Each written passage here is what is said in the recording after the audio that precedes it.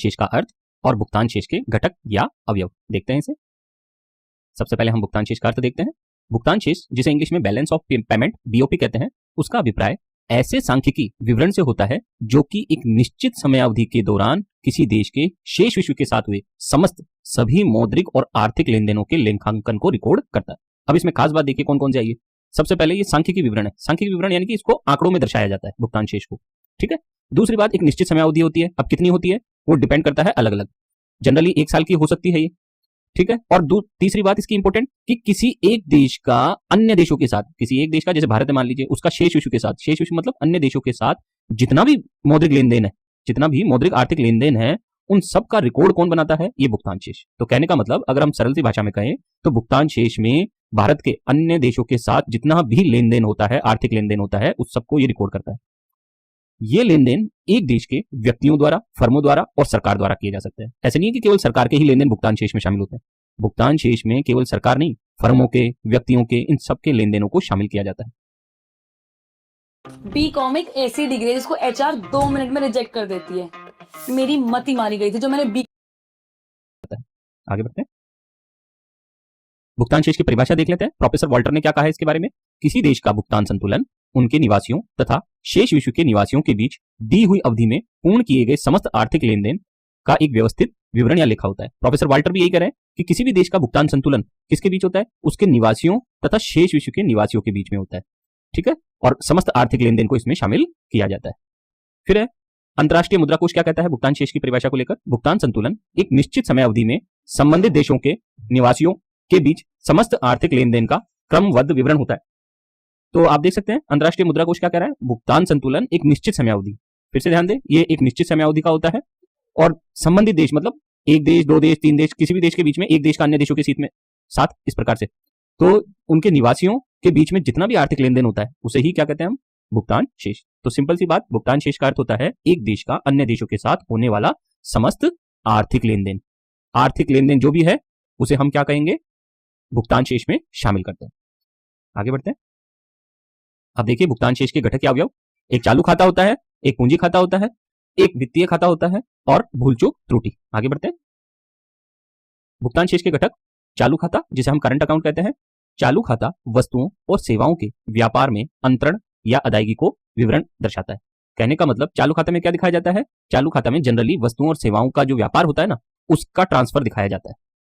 वास्तविक सौदों को ही चालू खाते के सौदे कहा जाता है। वास्तविक सौदे मतलब वस्तुओं के सौदे को और सेवाओं के सौदे, क्योंकि असली सौदे यही है तो इसलिए वास्तविक सौदे कहते हैं। तो वास्तविक सौदों को ही चालू खाते का सौदा कहा जाता है क्योंकि इनमें वे सभी मदें शामिल होती हैं जिनका वास्तव में ट्रांजैक्शन किया गया है एक देश से दूसरे देश में। चालू खाते में दृश्य व्यापार, अदृश्य व्यापार और एक पक्षीय हस्तांतरण भुगतान शामिल किया जाता है। आगे देखते हैं इनको। अब देखते हैं हम चालू खाते की मदें। चालू खाते को 2 भागों में बांटा जाता है, दृश्य व्यापार और अदृश्य व्यापार। अदृश्य व्यापार को ही 2 भागों में बांटा जाएगा, फिर सेवाओं का व्यापार और अंतरण भुगतान। अब चालू खाते की मदें देखते हैं हम एक एक करके। पहली, दृश्य व्यापार, विजिबल ट्रेड। इसे वस्तु व्यापार भी कहते हैं। ध्यान रखना, जब आपसे प्रश्न में व्यापार शेष पूछा जाता है तो व्यापार शेष का मतलब दृश्य व्यापार ही होता है। वस्तुओं के निर्यात और वस्तुओं के आयात के अंतर को ही दृश्य व्यापार शेष या व्यापार शेष, बीओटी, बैलेंस ऑफ ट्रेड के नाम से जाना जाता है। इन्हें देखा और छुआ जा सकता है, इस कारण इसे मूर्त व्यापार भी कहते हैं। तो व्यापार शेष का सूत्र क्या होगा? व्यापार शेष बराबर सभी वस्तुओं का निर्यात माइनस सभी वस्तुओं का आयात। खास बात ध्यान रखना, ये केवल वस्तु से संबंधित है दृश्य व्यापार। दृश्य मदों के उदाहरण क्या हो सकते हैं? एक देश द्वारा मशीनों, पुर्जों, जूतों, अनाज आदि का निर्यात और आयात। अब एक चीज यहां गौर करने वाली है, कुछ बच्चे कंफ्यूज हो जाते हैं कि सर मशीनों का निर्यात या मशीनों का व्यापार ये किस में आएगा? ये पूंजी खाते में आएगा क्या? आप क्या समझते हैं? मशीन मतलब पूंजी है ना, और आप सोचते हैं कि ये पूंजी खाते में आएगा, लेकिन ऐसा गलत है। मशीन भले ही पूंजी हो लेकिन वो पूंजी खाते में नहीं आएगी। मशीन एक वस्तु है और वस्तु समस्त वस्तुएं, किसी भी प्रकार की कोई भी वस्तु या सेवा हो, समस्त वस्तु और समस्त सेवा ये दोनों ही है ना, केवल और केवल चालू खाते के इसमें आएंगे, जिसमें से चालू खाते में आते हैं, जिसमें से वस्तु दृश्य व्यापार का अंग बन जाती है और फिर सेवा अदृश्य व्यापार का अंग बन जाती है। इसलिए मशीन हो या कोई भी पूंजीगत सामान हो किसी भी प्रकार का, वो सामान अगर वस्तु है तो वो दृश्य व्यापार में शामिल किया जाएगा। अदृश्य व्यापार में सेवाएं शामिल होती है। आगे बढ़ते हैं। नंबर 2, अदृश्य व्यापार, इनविजिबल ट्रेड। इसे सेवा एवं अंतरण व्यापार भी कहते हैं। सेवा एवं अंतरण के निर्यात और आयात के अंतर को ही अदृश्य व्यापार कहा जाता है। इसमें 2 तत्व शामिल हो रहे हैं हमारे, इन्हें देखा और छुआ नहीं जा सकता, इस कारण से इसे हम क्या कहते हैं? अमूर्त व्यापार भी कहते हैं। अदृश्य व्यापार के कितने घटक है? 2 घटक। नंबर ए सेवाओं का व्यापार, नंबर बी अंतरण भुगतान। देखते हैं इन्हें। अदृश्य व्यापार के घटक ए सेवाओं का व्यापार। तो अदृश्य व्यापार के पहला घटक देखते हैं हम, सेवाओं का व्यापार। सेवाओं को 2 भागों में बांटा जाता है। कौन कौन सी? साधन सेवाएं जिसे हम कारक सेवाएं कहते हैं, दूसरी होती है गैर साधन सेवाएं जिसे हम गैर कारक सेवाएं कहते हैं।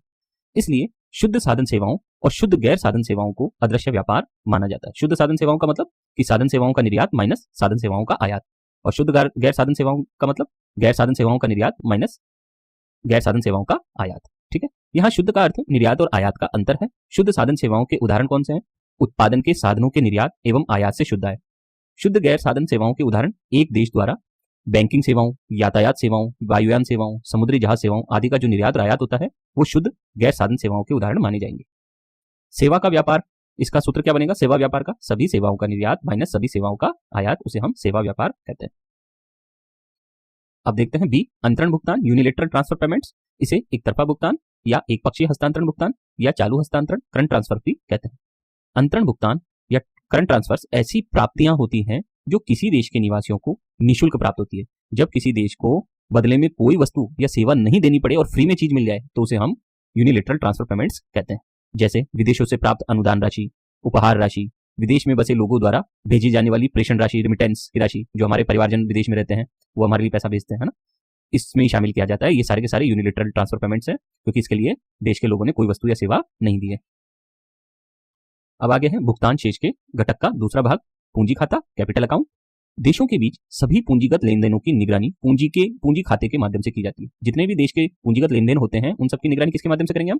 पूंजी खाते के माध्यम से। पूंजी खाता ऋणों एवं निवेशों के अंतरराष्ट्रीय प्रवाह को दर्शाता है। ये बताता है कि देश की परिसंपत्तियों व देयताओं में ये AIF तुम्हारा काम डबल स्पीड से कर देगा। नाम है एग्नेस AI। एग्नेस AI का सबसे दर्शाता है। ये बताता है कि देश की परिसंपत्तियों व देयताओं में कितना परिवर्तन हुआ है, देश में कितना ऋण आया है, कितना निवेश आया है और कितना गया है यहाँ से, उन सबको कौन दर्शाता है? पूंजी खाता। अब देखते हैं पूंजी खाते की मदद हम देखेंगे आगे चल के। विदेशी निवेश को 2 भागों में बांटेंगे हम, प्रत्यक्ष विदेशी निवेश और पोर्टफोलियो निवेश। फिर विदेशी ऋण को 2 भागों में बांटेंगे हम, विदेशी वाणिज्यिक उधार, विदेशी सहायता, और तीसरा फिर NRI जमा, अल्पकालिक व्यापार ऋण और बैंकिंग पूंजी। ये सब हम एक एक करके देखेंगे। पूंजी खाते की मदद पहली, विदेशी निवेश, फॉरेन इन्वेस्टमेंट। जब विदेशियों के द्वारा भारत में निवेश किया जाता है तो उसे हम विदेशी निवेश कहते हैं। विदेशी निवेश के 2 घटक होते हैं, कौन कौन से? नंबर ए प्रत्यक्ष विदेशी निवेश, नंबर बी पोर्टफोलियो निवेश। अब देखते हैं पहले ए प्रत्यक्ष विदेशी निवेश क्या होता है? Foreign direct investment. जब विदेशियों के द्वारा भारत की भौतिक परिसंपत्तियों में निवेश किया जाता है तो उसे हम FDI कहते हैं, फॉरेन डायरेक्ट इन्वेस्टमेंट। भौतिक परिसंपत्तियां मतलब कि जैसे सबसे अच्छा और दीर्घकालीन निवेश FDI ही माना जाता है। जैसे मान लीजिए कोई अमेजन की कंपनी है, उसने भारत में प्लांट खोल लिया।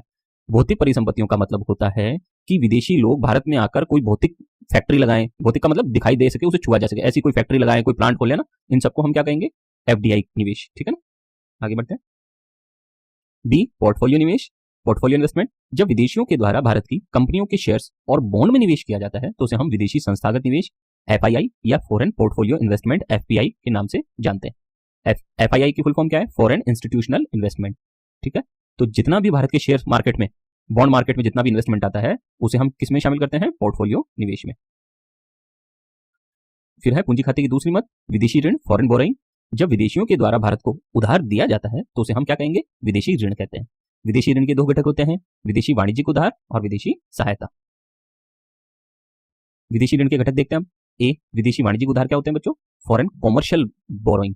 जब विदेशियों के द्वारा भारत को अंतर्राष्ट्रीय बाजार ब्याज दर पर ऋण दिया जाता है तो उसे विदेशी वाणिज्यिक उधार कहते हैं। अर्थात भारत को मिलने वाला ऐसा उधार, ऐसा ऋण जो मार्केट की इंटरेस्ट रेट पर मिले उसे हम विदेशी वाणिज्यिक उधार कहते हैं। कि जो इंटरनेशनल मार्केट में रेट ऑफ इंटरेस्ट चल रही है उस पर जब हमें लोन मिलता है, भारत को ऋण मिलता है, तो उसे हम विदेशी वाणिज्यिक उधार कहते हैं। विदेशी सहायता क्या होती है? Foreign add. जब विदेशियों के द्वारा भारत को बाजार ब्याज दर से कम रियायती दर पर ऋण दिया जाता है तो उसे विदेशी सहायता कहते हैं। विदेशी सहायता का मतलब होता है कम ब्याज पर, बहुत न्यून ब्याज पर हेल्प करना। जैसे मान लीजिए भारत को बुलेट ट्रेन के लिए जापान सहयोग कर रहा है तो वो विदेशी सहायता के रूप में कर रहा है, अर्थात बहुत कम ऋण, वो ब्याज दर है जिस पर हमें बुलेट ट्रेन के लिए ऋण मिल रहा है, तो ये विदेशी सहायता मानी जाती है। फिर है पूंजी खाते की मदद तीसरा, NRI जमा, नॉन रेसिडेंट्स डिपॉजिट्स।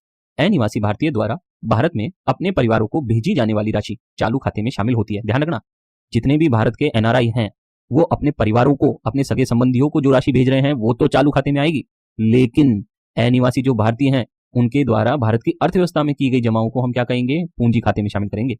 अर्थव्यवस्था में जो भारत के एनआरआई लोग हैं वो भारत की इकोनॉमी में जो जमा कर रहे हैं ना पैसा, उसको हम किस में शामिल करेंगे, पूंजी खाते में। तो ये ध्यान रखना, ये चालू खाते में शामिल हो रहा है, ये पूंजी खाते में। फिर है चौथा, अल्पकालिक व्यापार ऋण, शॉर्ट टर्म ट्रेड लोन्स। जब अंतर्राष्ट्रीय बाजार में बिना तत्काल भुगतान के खरीदारी की जाती है तो इसे अल्पकालिक व्यापार ऋण कहते हैं। ये क्या होता है, जब भारत के लोग या भारत की संस्थाएं विदेशों से सामान खरीदती है तो उसके लिए वो पेमेंट नहीं चुकाती तत्काल, तो वो क्या करती है, चीज भी ले आई और पैसे भी नहीं दिया, तो इसका मतलब उसने क्या किया है, अल्पकालिक व्यापार ऋण उधार लिया है। ठीक है, अब पूंजी खाते की पांचवी मत देखते हैं, बैंकिंग पूंजी, बैंकिंग कैपिटल। इससे अभिप्राय वाणिज्यिक बैंकों द्वारा विदेशी परिसंपत्तियों को रखने से है। यह एनआरआई जमाओं के अतिरिक्त होती है। एनआरआई जमाओं के अतिरिक्त वाणिज्यिक बैंक विदेशी परिसंपत्तियों को भी रखते हैं, उसे ही हम बैंकिंग पूंजी के नाम से जानते हैं।